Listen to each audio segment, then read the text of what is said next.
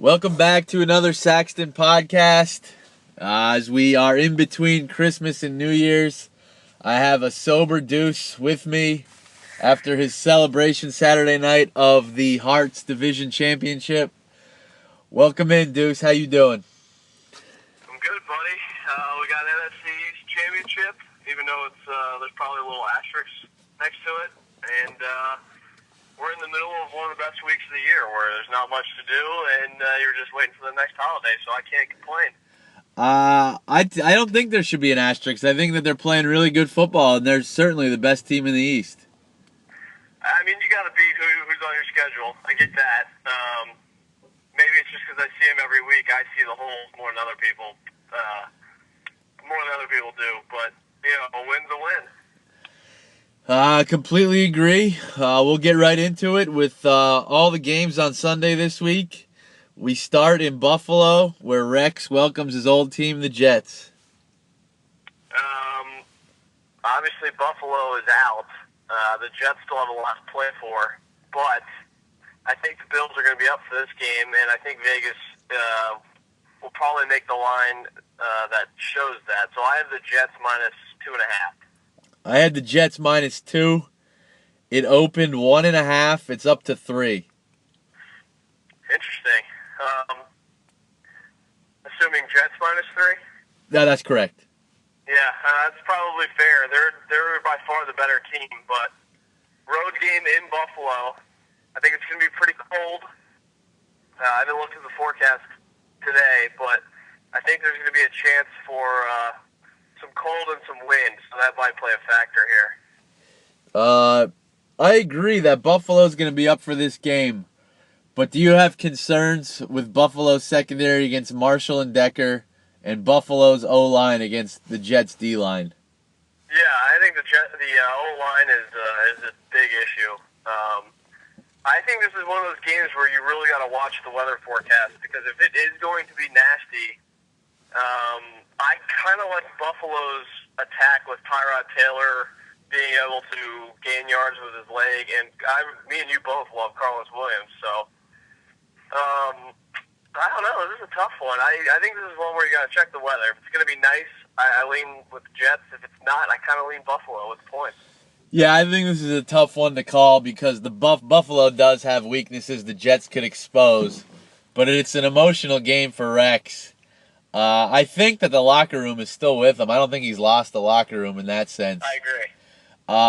And the Jets probably coming off their biggest win in years. Yeah, good point. So I didn't even think about that. I think if this was like week 10, I would factor that in a little bit more, but being that they still have to win to make the playoffs, I think that is a little bit different, but still. This could be right back up for a game like that. I think this could be one of the more exciting games on Sunday. And I think it's too close for me to make an official play. Yeah, I want to see. I want to wait and see what the weather forecast is. At the moment, it is calling for 30% chance of snow showers, 31 degrees, and winds 10 to 15. So that's not ideal for throwing the ball around. You had mentioned Carlos Williams. I think that's a pretty nice one too with him and Gillislee. Yeah, I think he is a top 15 to 20 starting running back in the league. Obviously, they have Shady, but next year I think you should split the carries with Shady and Carlos. I really like that one too. Yeah, that is a good one too. If they could just shore up that offensive line, they could probably compete for the division. I agree. Staying in that division, New England travels to Miami. New England needs a win to clinch home field throughout. Yeah, so motivation there. Edelman is questionable. I doubt he plays. I would think they keep him resting so he gets another 2 weeks. I'd be shocked if he gives it a go. And I don't know if you saw the story about Brent Grimes' wife on Twitter going after Tannehill pretty big time. Seems like that locker room is fractured. So I have the Pats giving it a touchdown and a hook here. Yeah, I was a little low on this. I forgot that the Pats had something to play for, that they'd rest people. I guessed 5. It opened at 8. It's up to 9. a lot of points, but I don't want any part of Miami right now. No, I think it's Patriots or nothing. But the Patriots' weapons do scare me. Yeah, they're just decimated everywhere. And so I haven't seen any update on Sebastian Vollmer. He left the game with injury that looked pretty bad. I wouldn't be shocked if this was a close game, but I also wouldn't be shocked if Miami just quits. On that note, what was your take on Belichick deciding to kick in overtime? I mean, he's a much smarter guy than I am, but I'm not sure how he saw that playing out. I completely agree. When you have Tom Brady as your quarterback, I watched him against Philly when he had no weapons, and he was still scary. If you're really that down on it, I think you just throw 3 deep passes and hope for a pass interference or something happens. I totally agree. I mean, what's the worst that can happen if you take the ball first, right? I mean, you have a guy quarterback that is probably the least prone to making a dumb mistake in the league in your own end. So I don't see the benefit of giving it to the other team first. Not only that, maybe you bust a kick return, or really you only have to get to the 35-40 and you have maybe the best kicker in the league. And then maybe the Jets press a little bit. I agree. So I disagreed with it. But in this game, I think it's Patriots or nothing, but I do agree. I think it's too many points. Yeah, I wouldn't mind Patriots in some sort of teaser here. Yeah. Maybe get it under 3 if you can. To the Mike Smiths, who end the undefeated Carolina Panthers streak, they host the New Orleans Saints. Yeah, good win for the Panthers. It looked like they really cared. They were fighting hard. I guess they're not mathematically eliminated yet. They weren't at the time. They are now. Hosting the Saints, who looked pretty good last week. I have the Falcons -1. I had the Falcons -3.5. It opened 2.5. It's up to 4. A lot of respect for Atlanta. Both teams are eliminated. There's rumors swirling about a package deal of Breeze and Sean Payton to the Dolphins for Tannehill and picks. Obviously, we've never seen anything like that, so it's probably far-fetched, but still, I would have to lean Atlanta here, I think. Before I give my opinion, is this Sean Payton's last game in New Orleans? You give a percentage. Never say never, but I just feel like it's time for a change, I think. Higher than 90%? I think that's a little high. I think it's probably closer to around 75-80. Drew Brees' last game as a Saint. Yes, unless he decides that he wants to play for 10% of what he's playing for, there's no way they're bringing him back at $30 million. I was surprised. I don't want to say it disparaged Brees, but I was surprised at some of the articles I read where they were unhappy of how the negotiations went last time, and him taking all the money and kind of strapping them to the cap. Yes. For how much he's done for the city and for that team, I was kind of surprised.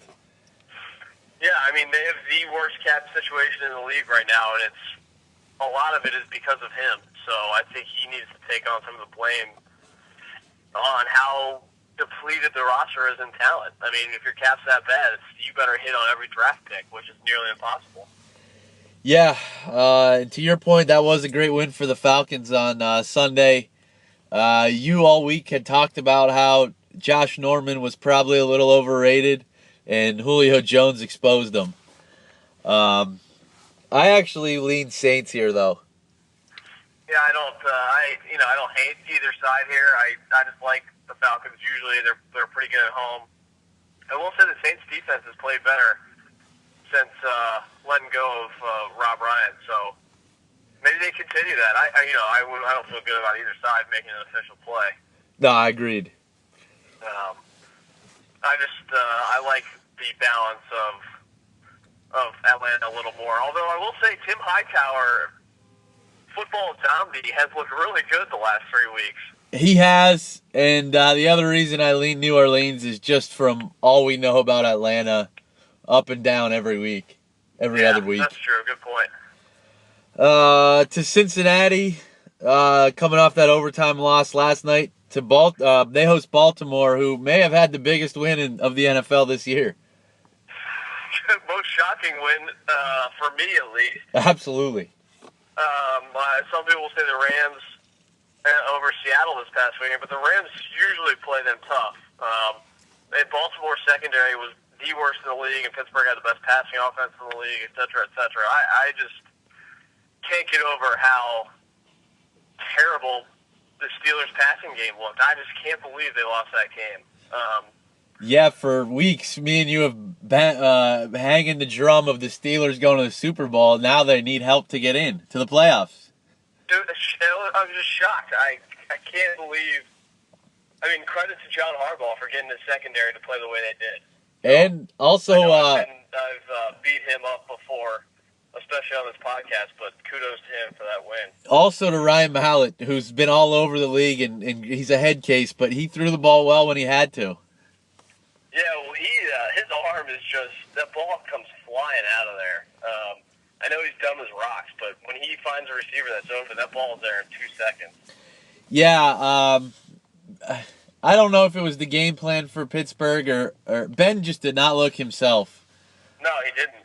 Not at all. I know we exchanged texts all day of why D'Angelo Williams wasn't getting the ball. I thought it was a mixture of that and the fact that every single pass play, Ben was staring down Antonio Brown. Yeah, let me see here. I have the box score in front of me somewhere. I thought Marcus Wheaton and Marquise Bryant should have gotten a couple more looks. Obviously, Antonio Brown's the best receiver in the league, but you have weapons all over the field. I think you got to try to spread Baltimore out. Especially against that secondary. Yeah. I mean, D'Angelo Williams had 17 for 100 and 6 catches for 53, so he was all over the place. I think if you'd gotten them the ball earlier, more often, maybe they could have controlled the tempo a little bit better instead of getting behind and having to throw like they did. He's probably a guy who's a 20 to 25 touch guy a week, but in a must-win situation, I thought he should have approached 30 touches. I agree. Martavius Bryant, 3 targets, only 1 catch. Trust me. A guy I thought would have a huge game, actually. I know. I relied on him in fantasy, and it didn't come through. No, that was terrible. He really let people down. Does it have what was Brown's targets? Brown had 11 targets, 7 catches. Yeah. Yeah, so that's a lot. I mean, that's probably what he's averaging per game, but still. Yeah, that was a really bad loss for Pittsburgh. Yeah. There's each week I look at Mike Tomlin, and one minute I want him as my coach or someone like him, and then I scratch my head the next minute at what he's doing. Yeah, I think I'm starting to turn on Tomlin as a head coach. I don't know. I think it's more that their GM is phenomenal at scouting talent. Yeah. I mean, they hit on so many draft picks, especially on the offensive side of the ball. They are just really, really good.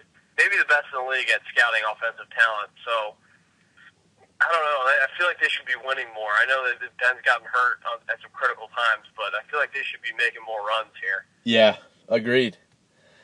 Anyway, so back to Baltimore at Cincinnati. I thought Cincinnati actually looked pretty good last night. I know they lost, but tough place to play, tough defense, tough conditions. I thought McCarron looked good. I thought the defense looked pretty good until the end when they got tired. So I'm giving them the benefit of the doubt, and I'm making them 9-point favorites against the Baltimore Ravens. I had it 6.5. It opened 7.5. It's still 7.5. I did read that McCarron is getting an MRI on his left wrist today. Yes. Who's the backup if McCarron can't go? That is a good question. And if Denver loses, can Cincinnati still get in the 2 seed?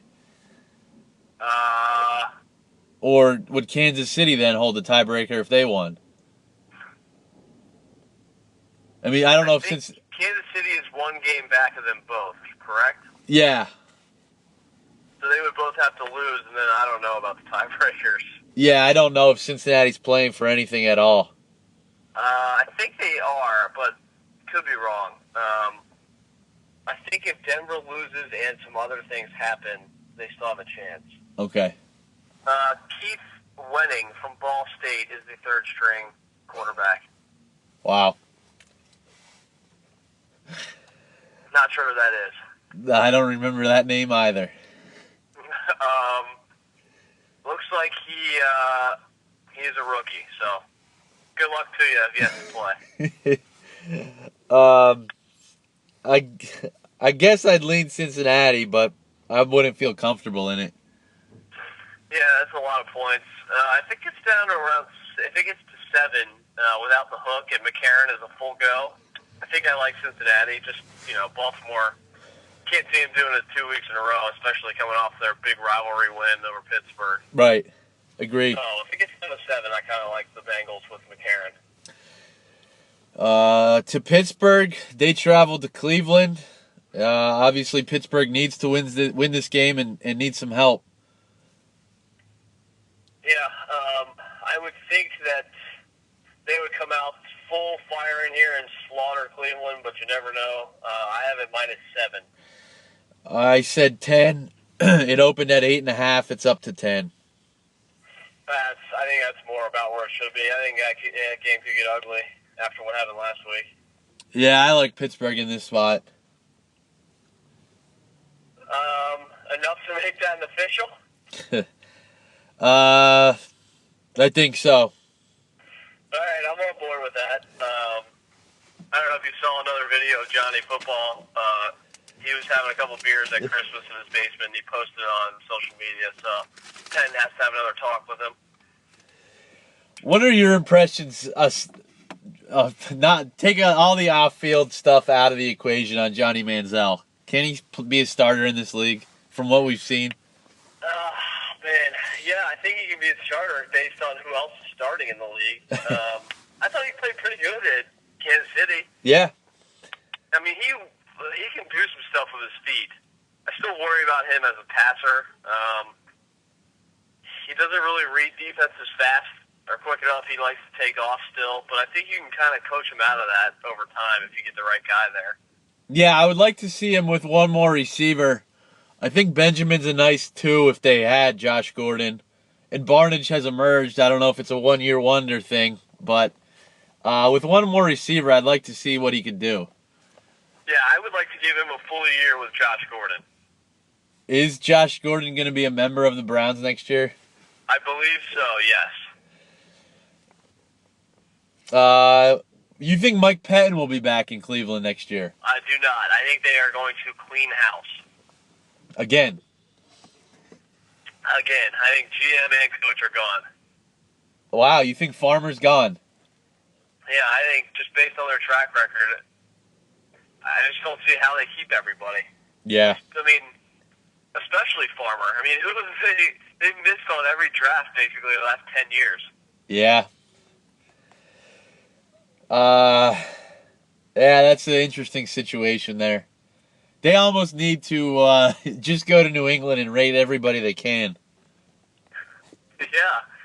I think you have to, if you're the owner, you just have to overpay for scouts, GM, football operations guys from organizations that have proven it. Yeah. We've probably said that a million times, but teams continue not to do that, so I'm sure they'll continue not to do that. To our Houston Texans, who could have clinched last night, but Cincinnati didn't come through for them. So our victory cigar will have to wait another week. They host the Jaguars this week. We got our finger on the lighter, though. A lot has to happen for them not to go. If they lose and Indy wins, Indy still needs more help, correct? They need 8 games more help. Okay, that's what I thought, but I wasn't sure I was reading right. 8 teams to win or lose if that scenario happens. So I think it's under a 3% chance is what I saw. I know that we throw around coaching names and awards, and I don't think Bill O'Brien's getting the credit he deserves for winning with Whedon, Yates, Hoyer, Mallett, B.J. Daniels. Totally agree. I know that division's not a great division, but what he's done there is pretty good. He still got to win games. I'm a Bill O'Brien fan. I like him. Yeah, he's done a good job this year. And to get that defense to turn around as well. For weeks we came on this podcast and said, when's this defense going to show up? Yeah, even J.J. Watt playing with a broken hand, he's, I can't imagine he's half the guy he is healthy, but he's still out there, and he played good on Sunday again. So credit to Romeo Crennel, too, I guess. And if they win this division, I think the Jets or the Chiefs is not that terrible of a matchup for them, where the Steelers would have been. Yeah. The Steelers would have been terrible. Yeah. I don't know what the lines are going to be, but I assume it'll probably be in between 5 and 7.5, something like that. Right. For your team.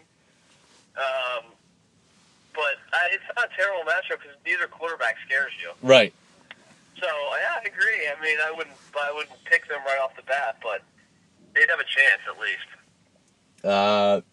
So your guess for this week is Jacksonville? I have Houston -2. I had 5.5. It opened 5.5. It's up to 6. Wow, I didn't think they were going to get that much respect. I did read that Hoyer is probable. Oh, okay.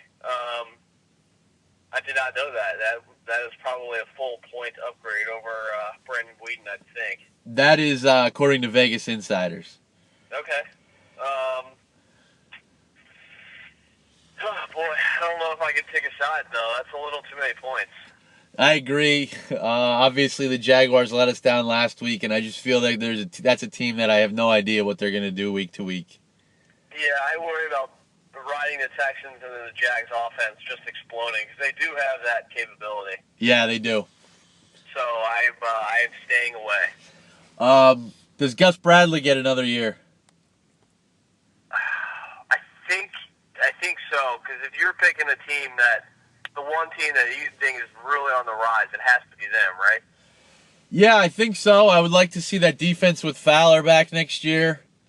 I think they're maybe one O-lineman away from having a really good offense. I think they could probably address the running back situation a little bit better to get somebody to complement Yeldon. Yeah. So he doesn't have to carry the load as much as he did this year. Other than that, though, maybe upgrade the secondary a little bit. I think they're close. And I think they need a couple more pieces on defense to complement their explosive offense. But I like where they're going. That division that makes it a lot more optimistic as well. Yeah, I agree. I can't make a play here though. No. Tennessee travels to Indy this week, and you may be playing quarterback for the Colts. Yeah, Charlie Whitehurst, partially torn hamstring. He was placed on IR. Andrew Luck's still not cleared by doctors from his lacerated kidney. And Matt Hasselbeck apparently sprained AC joint in his throwing arm and is having trouble moving it. So, who knows who's going to play? I actually made Tennessee the favorite in this game by 2.5 because I have no idea who's playing quarterback. Well, this line may be way off from what I saw on Insiders, but I just gave Indy the home 3, not knowing where to go with it. It's opened at 6, and it's still 6. Who's favored by 6? The Indianapolis Colts. What? That was according to Insiders an hour ago. That's got to make you think Andrew Luck's going to play then, right? That was similar to the Texans-Titans line last week where Insiders only had a few lines up where they had list all the casinos. Only 2 of them were listed. So I don't think that's an official line. I don't know. Are we really giving Josh Freeman those type of points? Is that who they signed? I read that Stephen Morris will be the quarterback. The kid the Eagles cut from Miami? He was on the Eagles practice squad, yes. Oh, my God. I mean, Dad Megenberger's not very good, but Stephen Morris is terrible. I think that you hit on something yesterday that they should just bring Tebow in. Yeah, I don't really understand why not. I can't imagine that you couldn't come up with a small playbook for Tebow to run in a must-win game. I agree. There's no way. It's got to be far harder to prepare for Tim Tebow than it is Stephen Morris. We are talking about the Titans, though.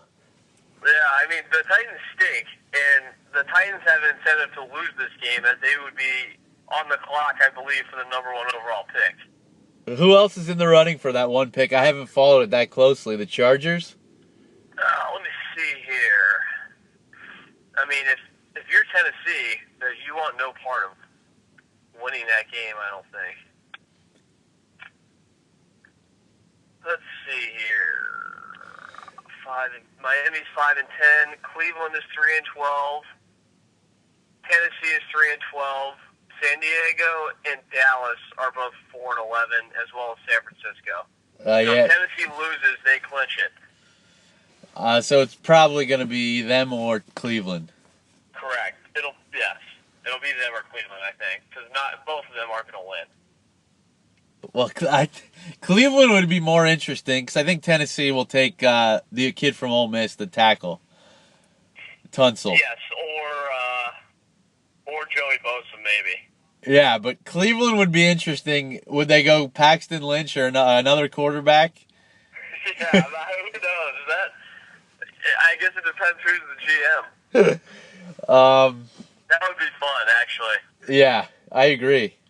Wow, I didn't even think about that. So I won't make an official play because I don't think the line's correct yet. Right, I agree. I'm not sure if I'd like any team either. Anyway. To Big D for the biggest rivalry in football is the Hearts. The NFC East champion Hearts come to town. No official word yet, but some of the key starters, Trent Williams, Deshaun Jackson, Moses, and a couple of the guys in the defensive line, Ryan Kerrigan. Rumors are that they might not start, or if they do, only play for a quarter or two. So I factored that into my line here, and I made it a pick 'em. Yeah, I think that's smart, especially Williams and Jackson. I didn't factor that in. I had Washington 3. Dallas opened at 4. It's now Dallas 3. Yeah, I think that makes sense.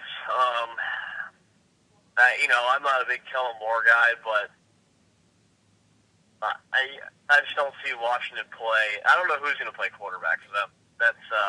I think it's going to be Colt McCoy. I think you'll see Cousins for a little bit, and then you'll see McCoy. Just because if RG3 plays and gets hurt, then they owe him $16 million, which I don't see them doing. So, are you sold on Kirk Cousins as your quarterback next year? Yeah, I think you have to give him at least that. A deal or a franchise tag? It's a good question. I think it depends on how the talks go for a medium length deal. How much money he's actually looking for.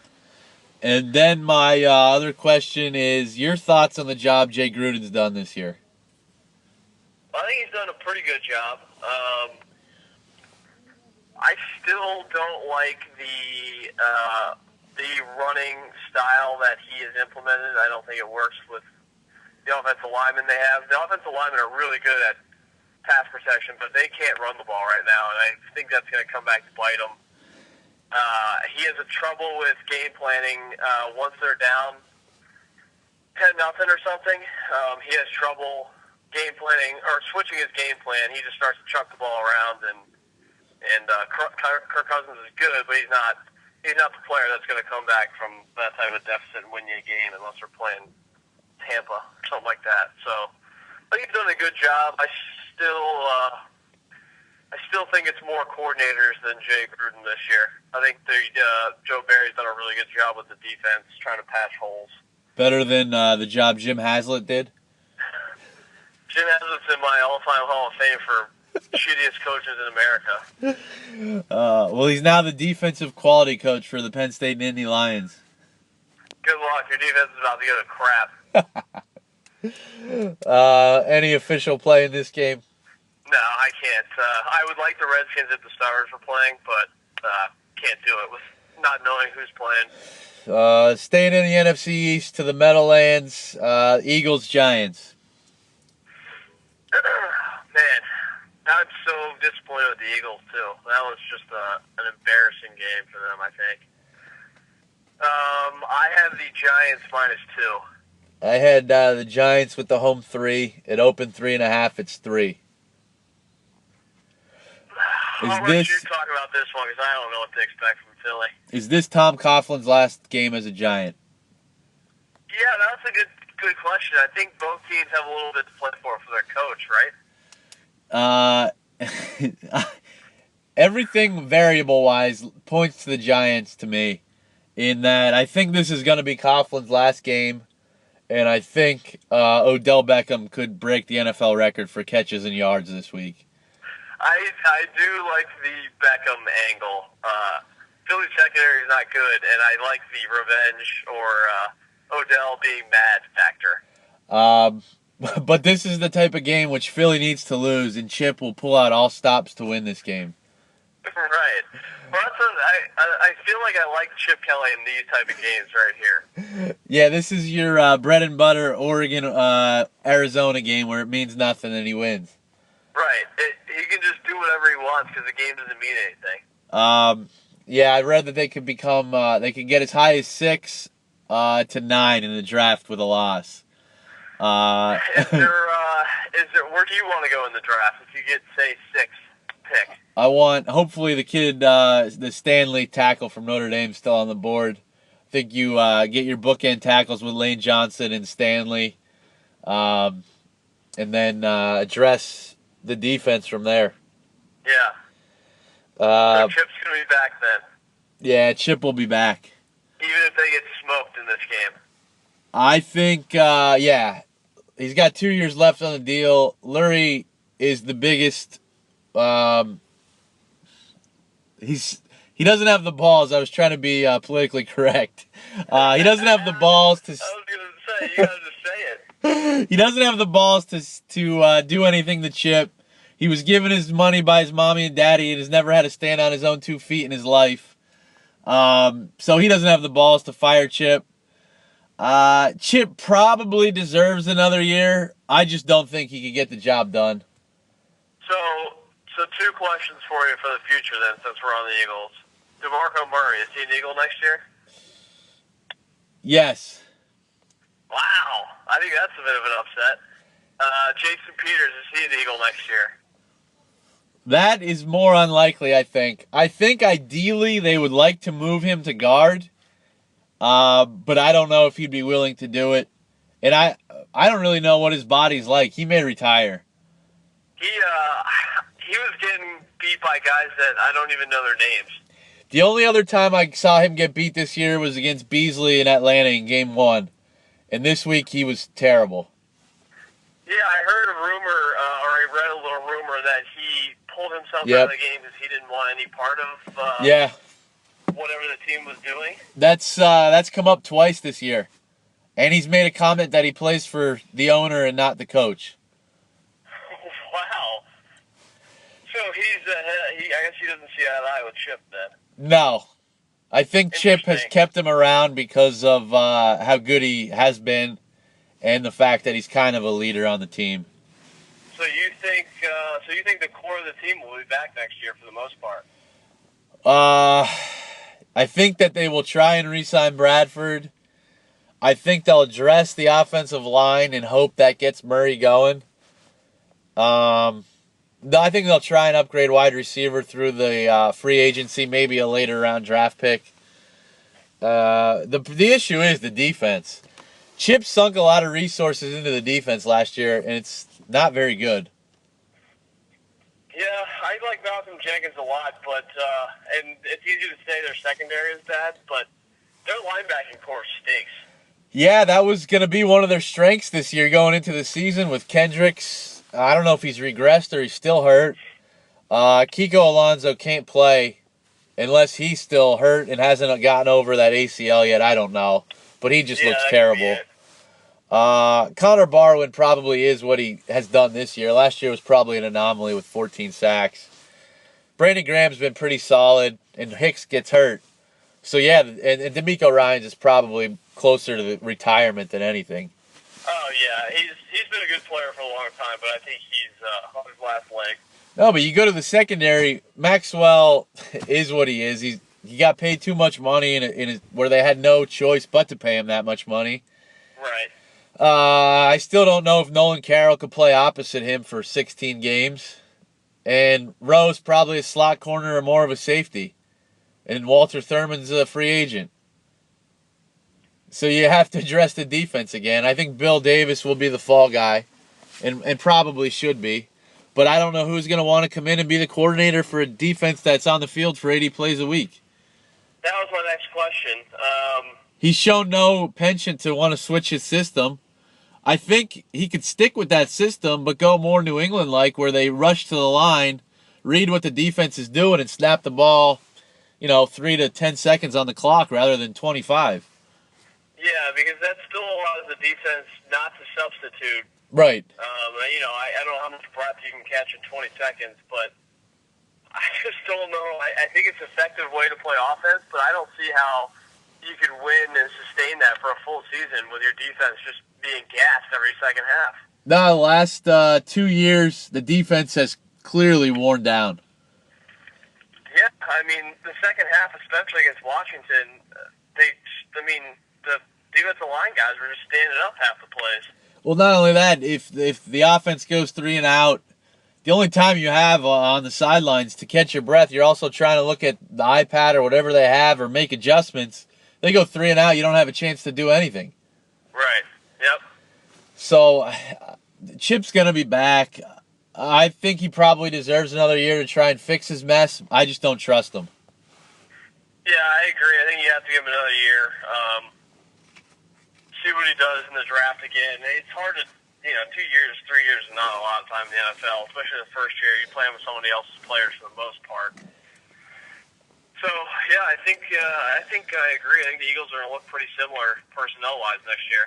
The big problem, and I said it for a little while now, is what happened in year one. He needed what happened this year to happen in year one, but he kind of overachieved in year one. Right. So it's kind of gone backwards to the script you'd probably write. It'll be interesting to see what area they try to focus on in the offseason. I like the Giants in this game. I've been wrong on the Eagles a lot this year, and the Giants look pretty bad in Minnesota. I think I can get on board with the Giants. All right, we'll make that an official then. I mean, I just don't see Eli playing that bad twice in a row, especially with Beckham back. Yeah, I agree. To a meaningless game in Chicago, they host Detroit. I have a tough time picking a line for this game. I have the Bears giving 3.5. I had Detroit -1. It opened Bears 1.5. It's down to 1. Oh man, I don't like betting on teams that aren't reliable, even when they have something to play for. When they don't have anything to play for, so I don't have a feel for this one. I do not either, nor do I care. Yeah, the only thing I think is interesting about this game is this Calvin Johnson's last game as a Lion. I think it's 50-50. He has to take a pay cut from what I've read if he wants to stay. If he doesn't take a pay cut, is it more likely a release or a trade? I think they have to have something in place in principle with another team and then approach him about the pay cut, because once it gets out that he's not going to take a pay cut, I don't see any team trading for him. Yeah. Or giving up anything that Detroit would want. So if you're Detroit and you could get a deal in place, what are you looking for? What can you get for him at this point in his career? Oh, man, with the current contract, I think you're only going to get mid-round picks or maybe a second-round pick and a player that you like that's not a established name, maybe. Yeah. What is he, 30, 31? I think I read he's 31, but I could be wrong. I still think he's got a few good years in him. It's just he's owed so much money You ideally would rather him be 26 if you're going to give up anything of real value. Yeah. So I think it's more possible that he is either part of a draft day trade, included in some type of pick swap package or something, or he just gets cut. Yeah. To Carolina, coming off the nice in the Eagles uniform, though. I've contemplated it. I think I'd give up a mid-rounder for him for what we have. Yeah. I just don't know what his cap situation would be like coming to Philly. Right. To Carolina, coming off a loss, they host Tampa. Carolina still needs a win. I don't know what Carolina's playing for. They still need a win or an Arizona loss to clinch it home field throughout. Okay, so they still need a win. I have the Panthers -8. I had 10.5. It opened 9.5. It's up to 10.5. Yeah, that's probably fair. I guess I didn't really factor in the home field throughout motivation in my line. Still a lot of points, though. Yeah, I lead Tampa in this game. Yeah, Tampa's they have a lot of young players, so if you're going to roll the dice on a Week 17 game with a team that doesn't have anything to play for, you kind of want young guys on it, right? I would think so. You know, Jameis is trying to get better. I think he's still going to play hard. Mike Evans, Doug Martin, they have some talent in Tampa. I kind of agree with you that 10.5's a lot. I think anybody who's close to banged up is probably going to play limited or sit for Carolina.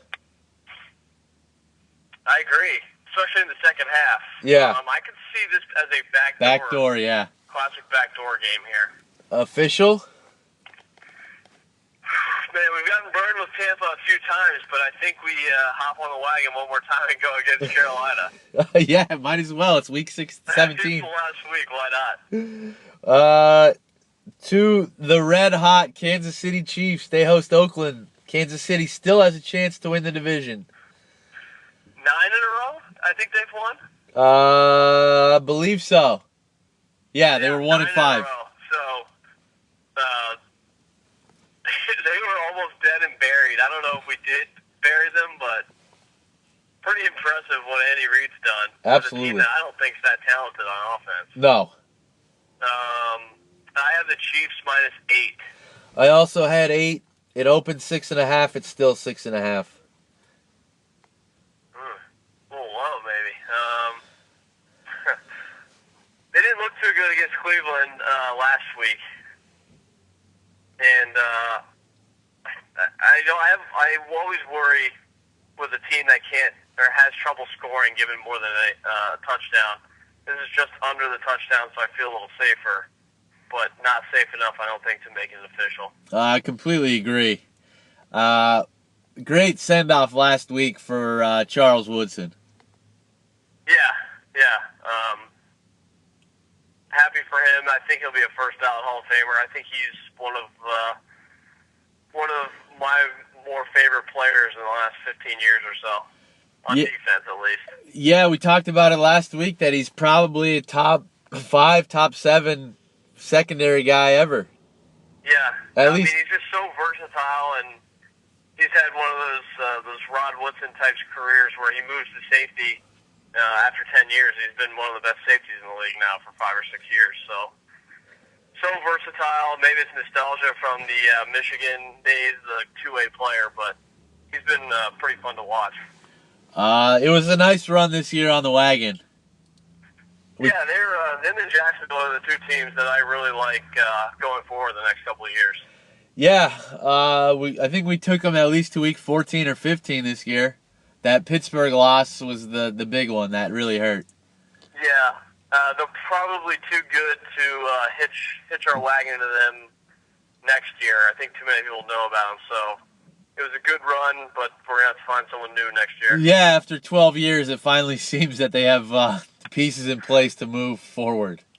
Oh, yeah, I love what they have on offense, and Khalil Mack's a monster. I think they can have another good draft, maybe get some better defensive linemen in free agency. I think they're on their way to contend in that division. Yeah, sticking in that division, Denver still needs another win to clinch the division, and it would clinch a first-round bye. They host San Diego. I mean, they won last night, but I wasn't impressed with them. Osweiler made a couple of really good throws late in the game, and they finally got C.J. Anderson involved. San Diego's they stink. It's just watching them play last week, it looks like half their players are pretty down about moving from San Diego or the possibility. So I'm going to make the Broncos 6.5-point favorites. I had 7. It opened 7.5. It's still 7.5. Man, I like Denver in this game, but I hate that hook. Yeah, I think it's too many right now. I wish Denver would just commit to C.J. Anderson because I think he's starting to look like the guy we saw the last 8 or 10 weeks last year. Kubiak can't help himself. It's bizarre. I mean, last night they could put that game on ice. I know he fumbled after that big hit, but he was getting 5, 6, 7 yards of pop there for a while. Was last night's end of regulation field goal the worst NFL field goal kick you've ever seen? That was, I've probably seen one worse, but that has to be up there. That was just a quacker. I thought it got tipped, but they showed the slow-mo replay. That was a smothered duck hook. That would have been past the English house on the left at number 1 in Valley. Would that was that worse than Rory hitting the house at Augusta? That that's pretty close. That's kind of what it looked like. I think Rory's is still worse. 2 questions. Just because we didn't even know cabins existed on that course. 2 questions from these teams. Is Mike McCoy back this year in San Diego or next year? Yes, but not 100% if that Sean Payton rumor that you texted me about comes true. And what happens if Denver gets a bye or doesn't get a bye and Peyton Manning looks healthy? Who's the starter? Your guess is as good as mine. I have no idea, no clue. I think a lot will depend on how Brock looks next week. Actually. Yeah, I think it's a lose-lose for Kubiak no matter which way he goes on that decision, unless they could win. Yeah, 100%. He can't pick the right guy unless one of them wins the Super Bowl. It'll always be second guessed. Thoughts on the Peyton Manning story? Was a little skeptical when I first sent you the link. Obviously, now the guy is completely backtracked. I think if it was from a different source, maybe it's more believable with his neck injury. But A, he doesn't seem like the type of guy that would want any part of that. And B, the source is just so questionable that it's hard to believe. The only shady part about it is he has not denied that his wife received the HGH. And it just comes at a time when he was battling those neck issues. Yeah. I don't know why. Totally unbelievable. I don't know why she would I need think a lot of rich people, especially in females in Hollywood, use HGH. I think it's pretty common. Okay.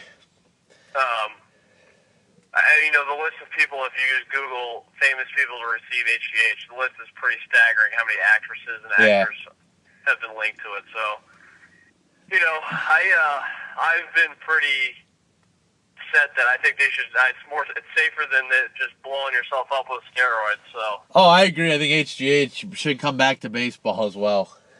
Right, I agree. I mean, in Europe, it's pretty much legal. They use it for body recovery. I mean, Kobe goes over there and gets blood spinning. It's probably the same thing. Yeah, the only issue I had with the whole thing, and I texted you, was when Brady was with the Deflategate, he was getting buried. But every single person on ESPN was Peyton Manning's defense team. Yeah, I didn't see Mark Brunell crying on set about the integrity of the game this weekend. I'm not sure what happened there. I haven't seen Roger Dodger giving a press conference yet either. Yeah, I know. You're right. Hopefully there's a big Ted Wells report coming about this. I hope we can look forward to that. To Arizona, they host Seattle this week, who are also coming off a terrible loss. Yeah. Another shocking one. I knew the Rams had played well in that spot before, but didn't see that one coming. I think you saw the effects of Thomas Rawls missing, even though he was the backup to Marshawn Lynch. He was really good in his absence. I think that the lack of running game hurt them last week. I have the Chickens.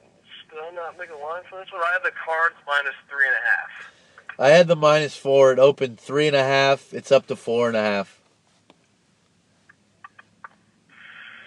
I kind of like Seattle, actually. Yeah, I like Seattle as well. I think Carolina's probably going to win that game. I'm not sure if these games are at the same time, so Arizona might not have anything to play for. Yeah, I also like how Seattle defensively matches up with Arizona. Yes.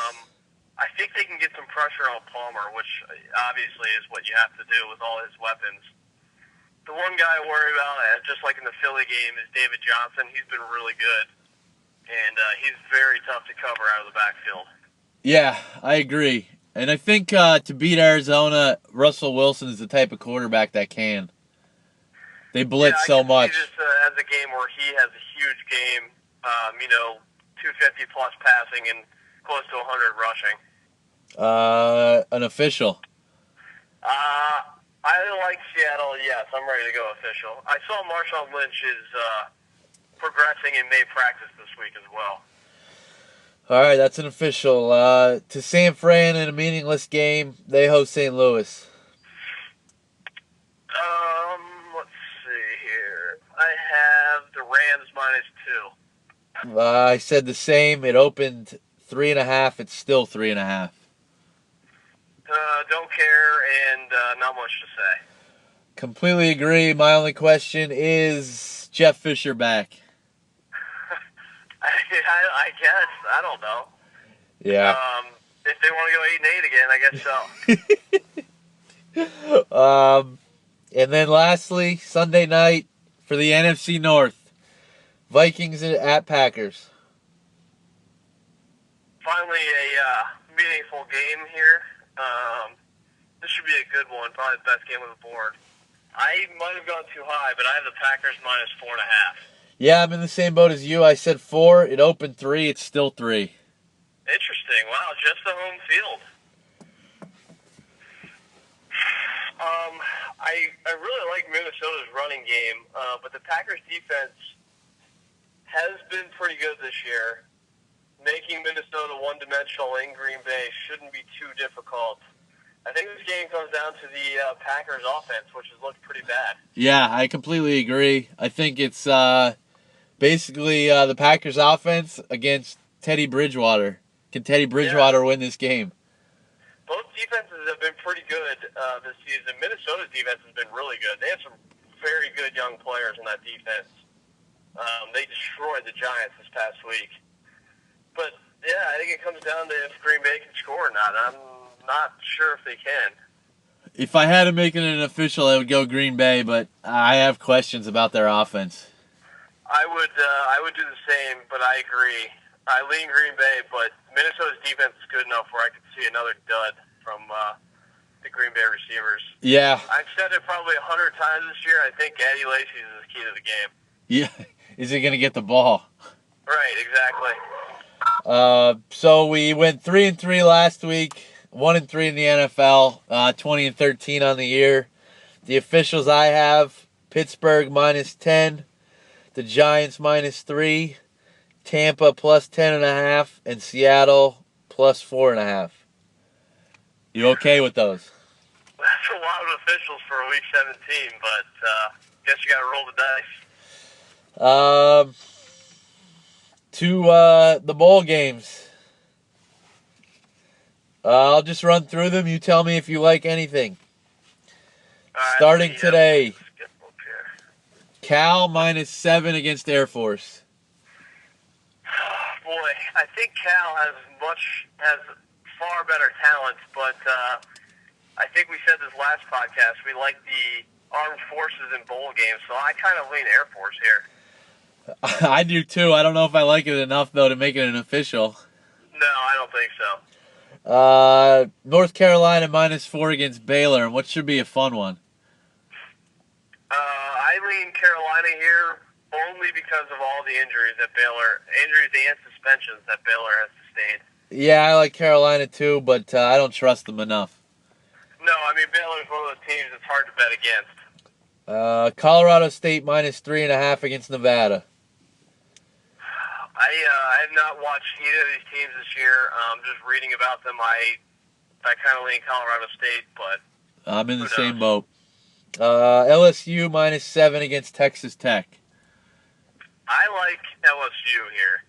A lot. I know that's going to be the majority, and I know Texas Tech beat Arkansas, a similar team to LSU this year, but I could see Leonard Fournette having 250,000 yards in this game.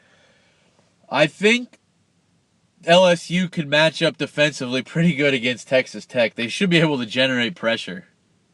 Yes. Enough to make LSU an official. I don't know. That's your call. I like LSU. All right, let's do it then. We're 2-0 in bowls. I know. We're hot. Actually, 3-1. I forgot about 10. We forgot about last week, so we're 3-1. Tomorrow, Auburn -3 against Memphis. That's a tough one. Probably Paxton Lynch's last game, and their coach has already moved on to Va Tech. But Auburn has been so inconsistent. I don't really like either side. I agree. I'd lean Memphis if anything, but Mississippi State -6 against NC State. I lean Mississippi State, but the line I thought was going to be closer to 9.5, so that's a little worrisome. Yeah, I don't have a pick there. Louisville -4.5 against A&M. I don't know what's going on at A&M. Players leaving left and right. Something's going on. I've got Bird picking Louisville a few times, but I don't feel terrible actually with them in this spot. The Louisville official? No, not official. Yeah. But that's where I would lean. I agree. USC -3.5 against Wisconsin.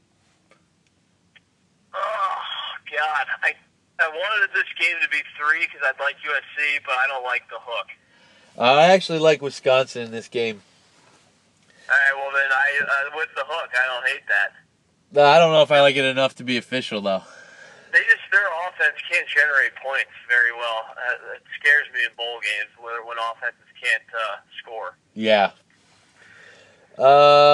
New Year's Eve, Florida State -7 against Houston. I was pretty surprised at how high this line was. I've been on Houston all year long. I guess Florida State fully healthy though could cause some problems here. I've only seen Florida State a handful of times. Is their quarterback play good enough to be -7? Yeah, that's the issue I have too. 7's a lot, but it seems like a Florida State line, doesn't it? To me, it does as well. I just have it Dalvin Cook has saved them all season. I would think Houston is going to go in to try and stop him. It's easier said than done, but I just don't trust Florida State's quarterback -7. My gut reaction was Houston, but that line tells me it's Florida State. Something inside of me is telling me to pick Florida State, so that's kind of my lean with that line. Yeah, we'll stay away then. I think Dalvin Cook is just too good not to go that way right now.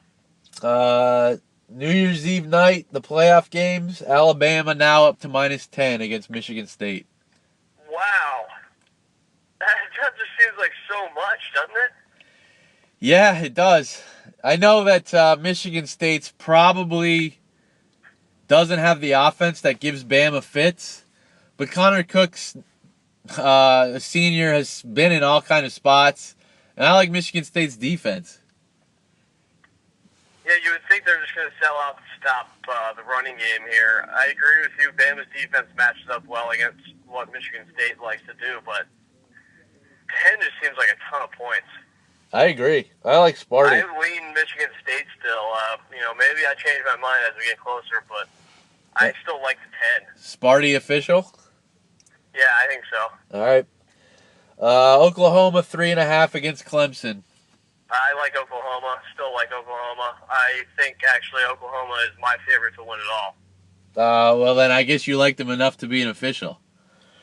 Only if you do. Oh, I agree. I love Oklahoma. That's one of my favorite picks this bowl season. Yeah, I like Oklahoma. Tennessee minus 8.5 against Northwestern New Year's Day. I've liked what I've seen from Tennessee this year. They've played pretty well in some big games. They have some pretty good athletes. I kind of like Tennessee. My SEC homerism is just coming out with these picks. Well, yeah, that's the problem. I got my Big Ten homerism here as well. So I go Northwestern only because I think 8.5 is too many. All right, then we stay away. Florida, Michigan. Michigan's -4. Oh, boy. Florida's defense is really good. Their offense is so bad. And you have to think that Harbaugh has a big advantage in a bowl game matchup with McElwain. I kind of leave Michigan, but Florida's defense is good enough where they could win the game by themselves. Yeah, I like Michigan a lot in this game. It's in Orlando, too. It sounds like you're not on Michigan as much as I am, so we don't have to make this one an official. I'm okay with Michigan. 4.5 is not a number that scares me. It's 4. Okay, 4. What's the max points Florida can score? 20? That might be 17. Yeah, I think 20 is the maximum. That's if they score on defense, probably. I was just gonna say that probably is either a defensive touchdown, a special teams touchdown, or special teams or defense turnover or a return, setting them up like inside the 20. I'm good with Michigan then, if you want to go. All right. Ohio State 6.5 to Notre Dame. Ezekiel Elliott was in a little car crash this past week. Nothing happened. No alcohol. Cited for driving with suspended license or something like that. So it doesn't look like it'll affect his status. I kind of like Notre Dame here, just because I'm not sure how up Ohio State's going to be. That's my issue. I still think Ohio State is one or two in the country as far as talent goes, but I don't know how motivated they are to play in this game. So I don't want to make a pick in this game. I agree. I think they are. If they're playing the best, they are the best team in the country. But who knows which team's going to show up? Yeah, if they win, if they feel like playing, I think this is at least a 14-point game. Yep. Stanford -6.5 against Iowa.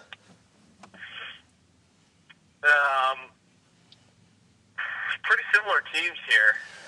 Yeah, I kind of like Iowa with the 6.5. I do too. I think this is just like the Michigan State Iowa game. This is a perfect matchup for Iowa.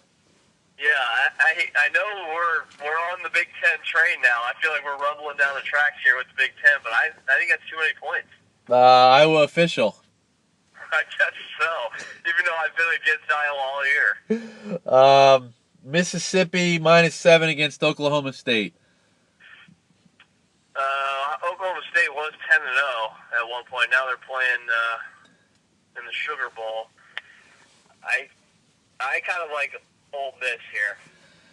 I do too. I think Oklahoma State's going to be able to score, so I think this is going to be close to the number. I just hate Oklahoma State's defense. Yeah, I do too. It seems like they give up 500 yards every game. Ole Miss official. No, just a lean. Yeah, agreed. January 2nd, Georgia -6.5 against the Nittany Lions. The ultimate Homer Bowl here. They should have changed the name to the Homer Bowl. It might be the Homer Bowl. I think this is a pretty good matchup for Penn State. What did you say the current line is? 6.5. Yeah, I think that's too many. I like Penn State. Yeah, I think Georgia's down to their third string running back, and I don't even know who's coaching, if they even have a coach this week. If Nick Chubb was fully healthy, I think I'd like Georgia a little more, but I think the matchup, Georgia's quarterback is a very, very conservative. He likes to throw between the numbers. He doesn't take many chances downfield. I think that's how you beat Penn State, so I'm not sure. Yeah. I think it'll be a 17-14, 2017 game. Of all the SEC matchups, this is the absolute best for the Nittany Lions. Yeah. I like Penn State as an official, actually. Yeah, I do too.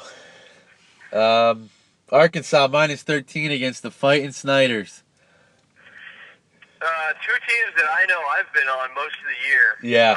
Arkansas has played well, especially against the spread in some big games. But Kansas State's pesky in a bowl game. I kind of want to lean the Snyders here. Yeah, I think 13's too many for the Snyders. So do I. Arkansas is big and can really, really run the ball. So if they get going early, I worry about the Snyders getting down too many, but 13's a ton. Yeah, I think if the Snyders could score a little bit early, they'll cover because Arkansas is not explosive. Yeah, Arkansas will just keep running the ball no matter what. I worry that the Snyders will have trouble scoring, though. But 13, I'm okay with if you want to go. All right, we'll do it. We're just picking a lot here. TCU, Oregon, pick 'em. I like Oregon. I do too. They've played really well with Adams back at quarterback. I believe that's his last name. Yeah. TCU's good, and everyone's healthy now, I think. Maybe I'm blinded by a couple of TCU's close games where it should have been blowouts, and their loss is pretty bad. I don't know. Maybe I'm blinded. Maybe they're better than I think, but I wasn't impressed with them this year. No, I agree. Enough to make Oregon an official. Man, I don't know. The X factor is the TCU defense. Yeah. Are they fully healthy? Because if they are, they're way better than the Oregon defense. Yeah, I agree. I don't think I like them enough to be an official because I think TCU runs a similar style to Oregon, where that TCU defense has seen this probably in practice. Yeah, I agree. Then the last game is West Virginia -1 against Arizona State.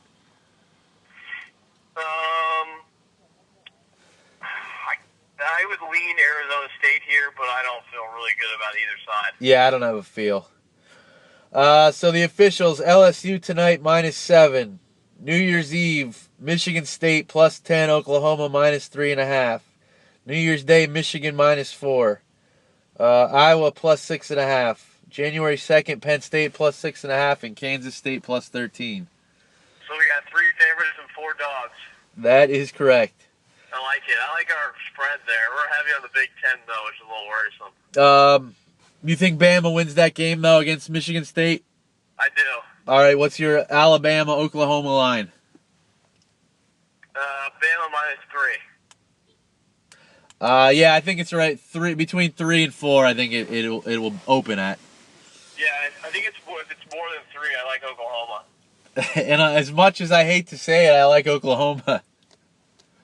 Yep, I don't like Bob Stoops, but I think Baker Mayfield can give Bama's defense some trouble. Yeah, that's the type of offense that Bama will struggle. Yep, I agree. And then the only college basketball note I have is upset alert tomorrow for the Maryland Terrapins. The Penn State Nittany Lions come to town. That's the type of team that Maryland will hang around for the whole game. 5 o'clock at the Comcast Center. No one will be there. There'll probably be 4 people there. Maryland will let them hang around, and then they'll probably pull away with under 10 minutes to go. Melo Trimble will just start shooting by himself and probably will win the game. A couple of good games this weekend and Monday and Tuesday for college basketball. But we could get more into NBA and college basketball next week, as well as the NFL playoffs. Obviously, all the bowl games in Week 17. Football-heavy podcast today. Yeah, podcasts will take a shift next week going forward to basketball. And next week or the week after, we'll have to have a golf preview for Kapalua. Yeah, we'll have that, and we'll probably have to start getting into the NFL draft soon as well. I know that's a hot button for you. That's besides the Masters and the U.S. Open, might be my favorite sporting event of the year. So we have 11 officials. We're 20 and 13. Anything else you want to touch on? We're gonna have a really bad run here to go under 500 for the year. I think we're in a good spot. No, we're still over 60% on the year. All we did was give the people what they wanted. In the Carolina Panthers terms, we brought the wood. We got in a groove. We started to find that downhill running scheme in the middle of the season. We just kept plowing. Wow, we were 5-5, and we're 15 and 8 since then. Yeah, we did good, I think, this year for the listeners. Well, you have a good New Year's. I will certainly be in touch, and we'll touch base next week. All right, buddy. Great job by you. Fantastic by you, and good year with Estimate the Lines. Thank you. I appreciate it. You got hot just a little bit too late. In typical Chip Kelly A-Rod fashion. I like it. See you, bud. All right, bud. Later.